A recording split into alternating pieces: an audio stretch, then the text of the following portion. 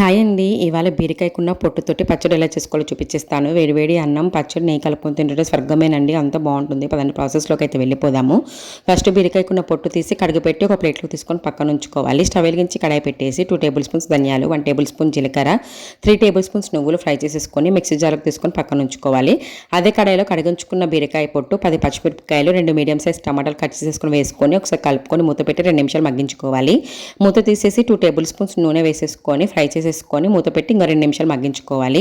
ఇప్పుడు మిక్సీ జార్లో ఉన్న నువ్వులు గ్రైండ్ చేసేసుకోవాలి. తర్వాత బీరకాయ పొట్టు ఫ్రై చేసుకున్నది వేసేసుకున్న తర్వాత ఉప్పు, చింతపండు వేసేసుకొని గ్రైండ్ చేసేసుకొని పక్కన ఉంచుకోవాలి. ఇప్పుడు తాలింపు కోసం అదే కడాయిలో 1 టేబుల్ స్పూన్ నూనె తీసేసుకొని శనగపప్పు, ఆవాలు, జీలకర్ర, కరివేపాకు, ఎండుమిర్చి ఫ్రై అయిన తర్వాత పచ్చడి వేసేసుకొని కచ్చాపచ్చగా దంచుకున్న వెల్లుల్లి రెబ్బలు వేసేసుకొని ఒకసారి కలిపేసుకుంటే అంతేనండి. ఎంతో టేస్టీగా ఉండే బీరకాయ పొట్టు పచ్చడి అయితే రెడీ అయిపోయింది. మీరు కూడా ట్రై చేసి ఎలా వచ్చిందో కామెంట్లో చెప్పండి. వీడియో నచ్చితే లైక్ చేసి సబ్స్క్రైబ్ చేసుకోండి. Thanks for watching. బాయ్.